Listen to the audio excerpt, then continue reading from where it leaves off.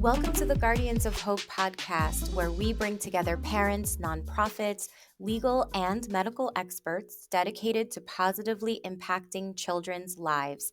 I'm your host, Cynthia, but before we begin, this content should not be used as legal or medical advice. The purpose of this podcast is to inform and unite, so please seek advice from your own attorney or doctor to address your specific needs.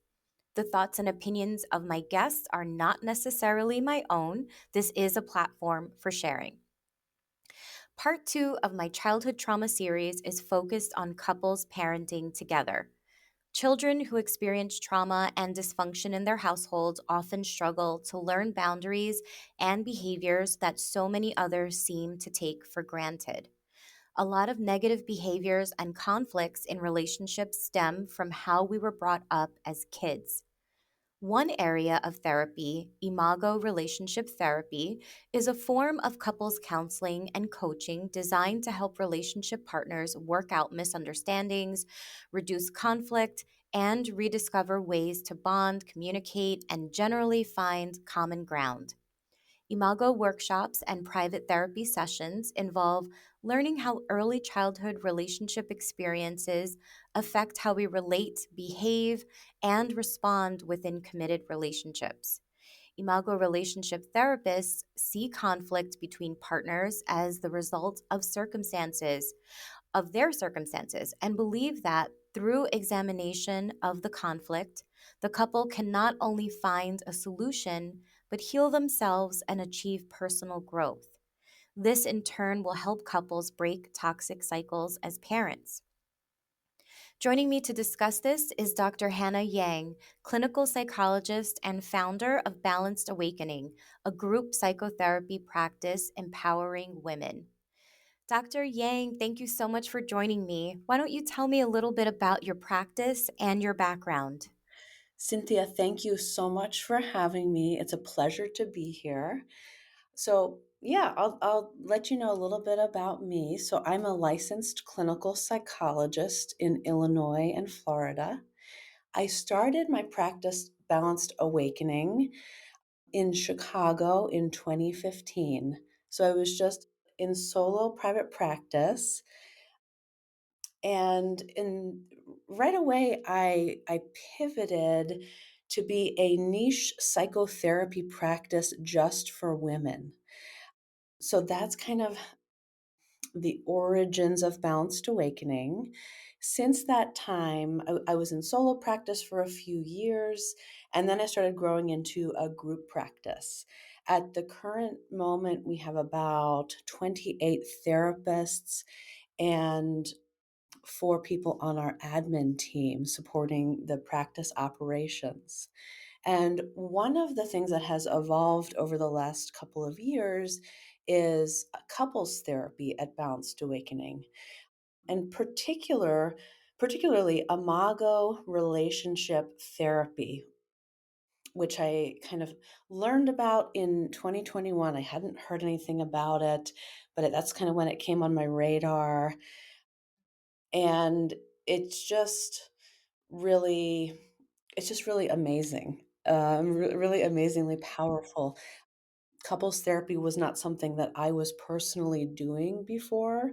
It always felt like it was overwhelming to have 2 people sitting with me in the therapy room and kind of navigating both of their experiences while also holding the space of them as a couple, which was, the primary focus in couples therapy.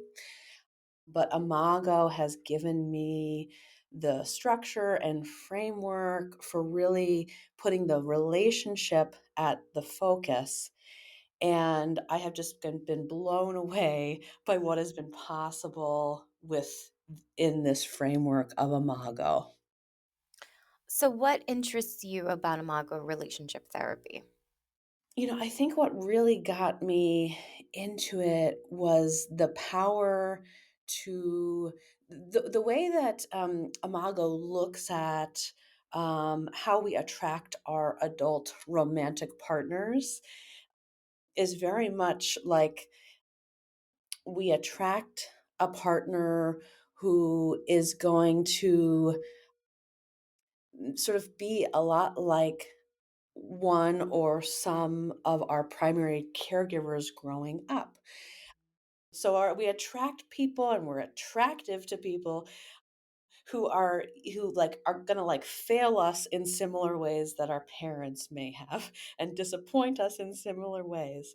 And this is all meant to happen to provide an opportunity for healing and growth. So that was one of the sort of early intriguing pieces to me of Imago Relationship Therapy, how it really it helps us sort of heal our inner child within the context of our primary romantic relationship. Let's dig into that a little bit. We talked about how we can see our parents or our caregivers and our partners, and we choose partners similar to our caregivers. What are some ways that childhood trauma can manifest in adult relationships? Oh, there's so many things. So many things. Let's see.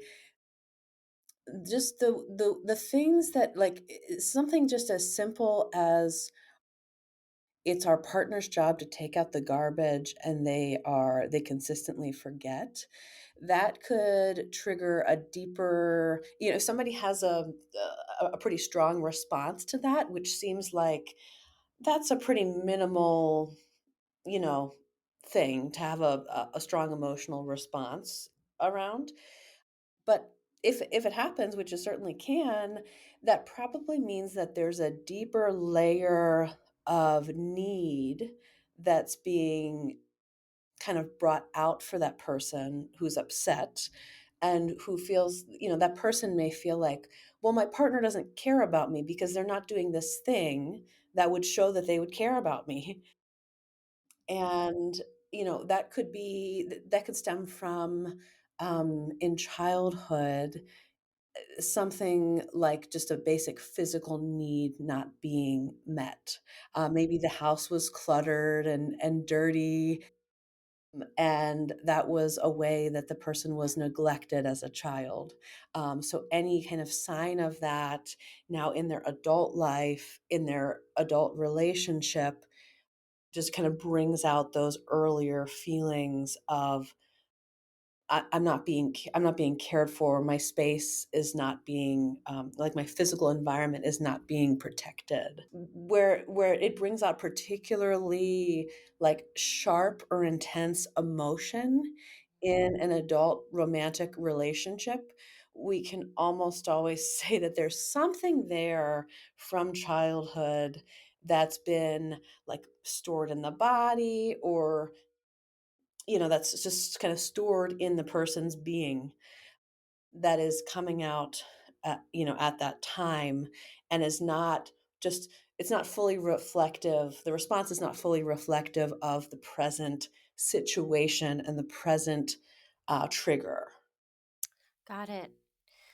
Now, definitely, these conflicts or emotions impact raising kids, especially, when couples are together in the same household. How do you help resolve some of these conflicts as they relate to raising children? Yeah. So, add children to the mix or a child to the mix, and whoa, it's like a compounding effect for the way our early childhood experiences can come up because now we're not only like getting sort of some triggers in our romantic relationship, but we have this child who is at a various developmental stage where we once were and can bring things out for us as individuals related to that.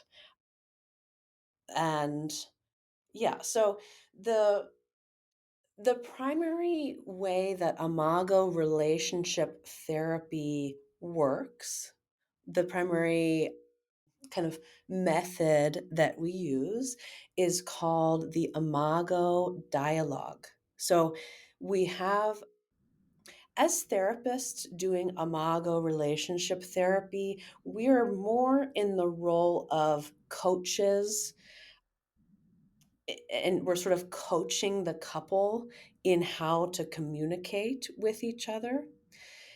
And we teach them the Imago dialogue. So we have the couple face each other. We usually try to line up their chairs so that they're looking at each other. So they're not looking and talking directly to the therapist and Mhm. telling the therapist what's going on. They're talking to each other in the structure of this dialogue.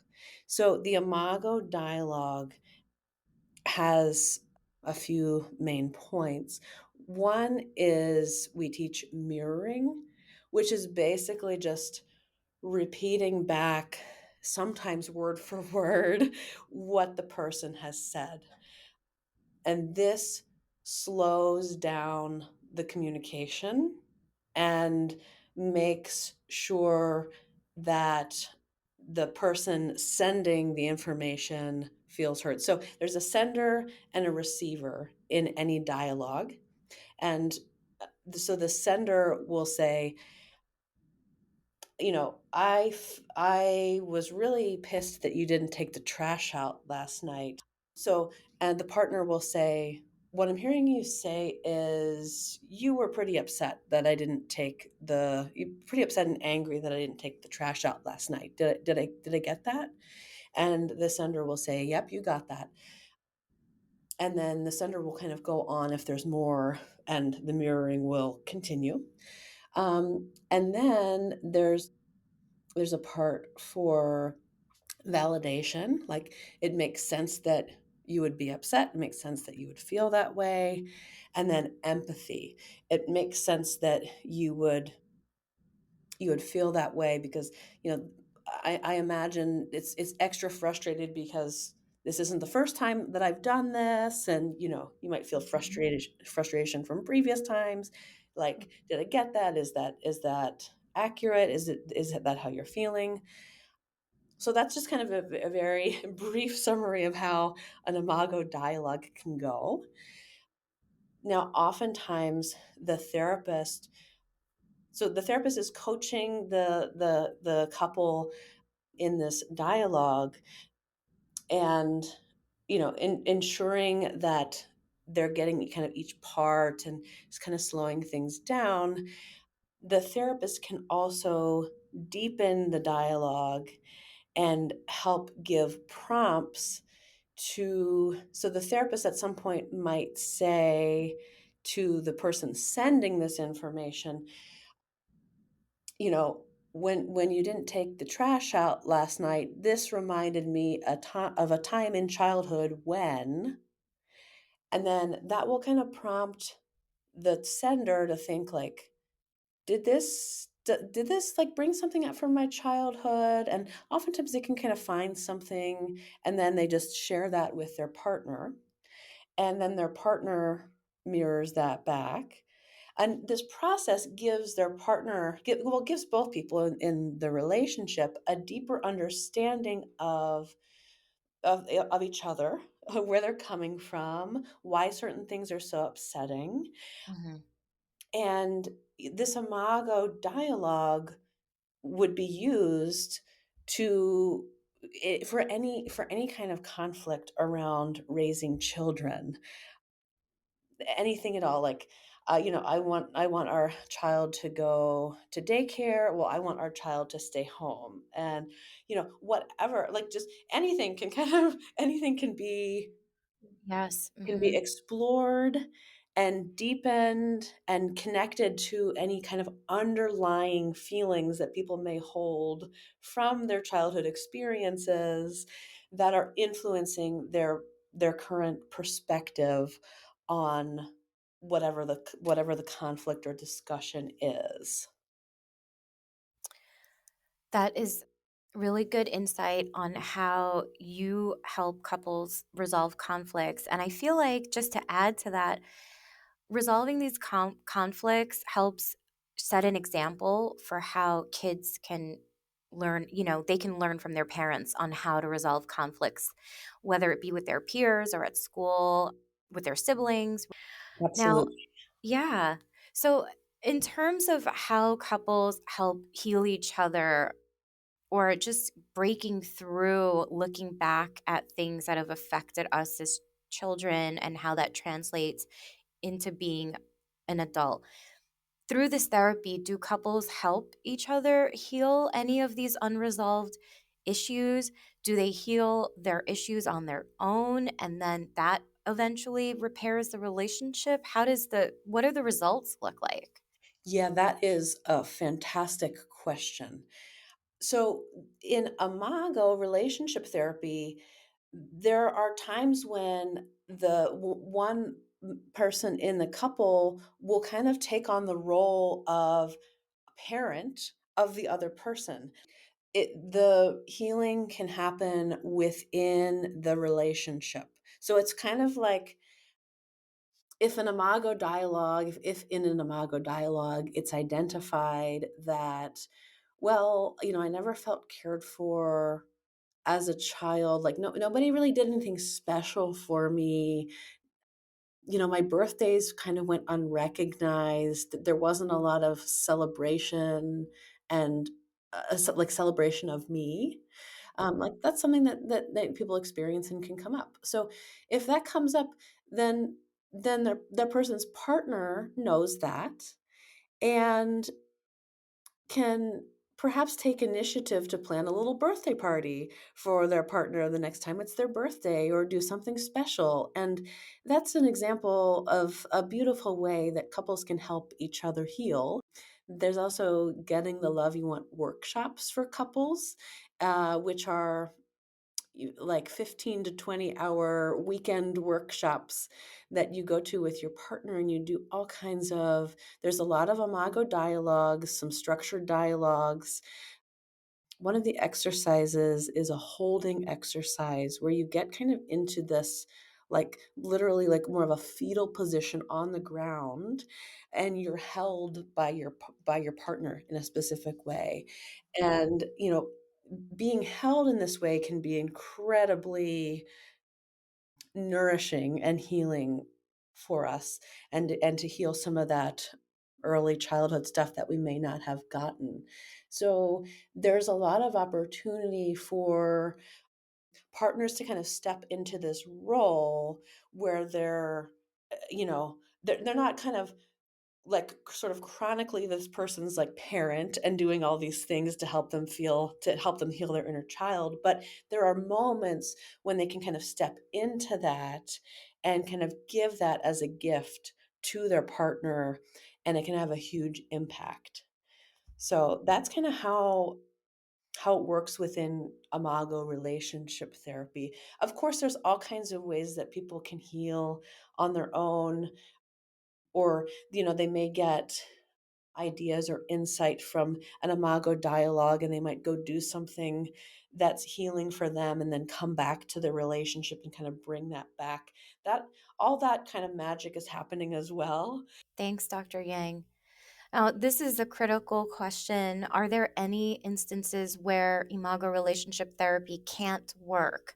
And if so, what happens next? If you have two people who, or sometimes it's more than two people in a relationship, but most of the time it's a couple.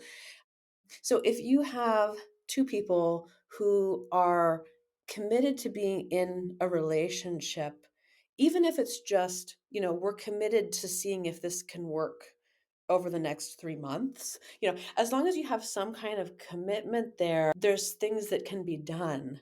There even been instances where there's like a restraining order, or so, like they can't the couple cannot be in the same physical like place with each other, but they are still committed to the relationship, and they're going to be together no matter what. And we can absolutely help them. We can have virtual sessions where they're in different places, and we can help them work on the relationship. So kind of similar, if there's like physical abuse in the relationship, It might be it might be better for the person who's being abused to seek individual therapy and get more support in that regard. But if that person is like, no, I'm staying in this relationship even though I'm being hurt, then okay, well, then we'll figure out how to keep you safe, at least in the while we're sort of working together as a couple, and we can work on the relationship together. So, you know, I think the only time when it doesn't work is if one person is like, I'm out. I'm not doing this anymore. I'm not committed to this relationship, or I'm not like I can't even commit to one session of Imago, relationship therapy because I'm just done. And that's okay. That's totally understandable. So, final thoughts, Dr. Yang. How can a couple get started on Imago therapy?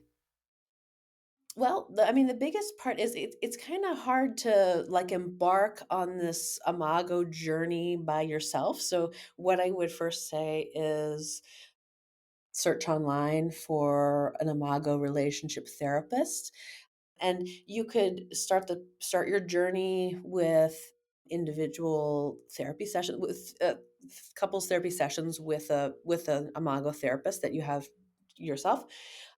The other thing you can do is you can see if there's a Getting the Love You Want workshop near you, or you could plan, like, I know there's a therapist in Costa Rica who does Getting the Love You Want workshops. So that could be a great way to, plan a little trip to Costa Rica and have, go on this like couples therapy retreat that will totally transform your relationship.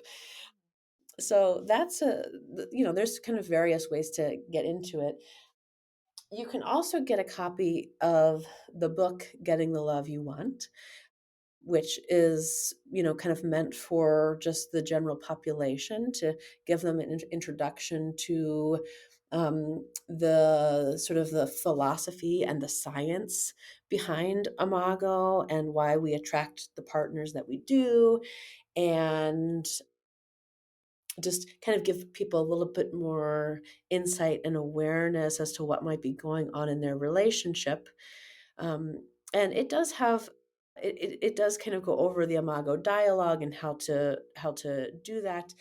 However, it can be really hard to do an Imago dialogue by yourself. You sort of need like a coach or a moderator or somebody kind of teaching you and stepping in when you get stuck, or it's very hard to kind of do on your own. Even couples who have been in Imago relationship therapy for a little bit, working with a therapist, when there's a really heated topic that comes up at home, it can be hard to have that dialogue by yourself. But you can certainly, once you learn it with a therapist or at a Getting the Love You Want workshop, you can practice it and apply it at home as well, especially when it comes to like smaller sort of issues or different things that you might want to talk about or share with your partner, or even just having time set aside to share some of your recent thoughts, and making, it's because it really facilitates almost a meditative listening and hearing and understanding of your partner, which can sort of deepen the positive things that are going on in your relationship as well. Right. Dr. Yang, thank you so much for sharing all of this information with us and talking so deeply about couples therapy. I'll be sure to link the book in the description on the podcast. And for all of you listening, if you want to learn more about Dr. Hannah Yang's work, go visit balancedawakening.com. Perfect. Thank you so much, Cynthia. Thank you.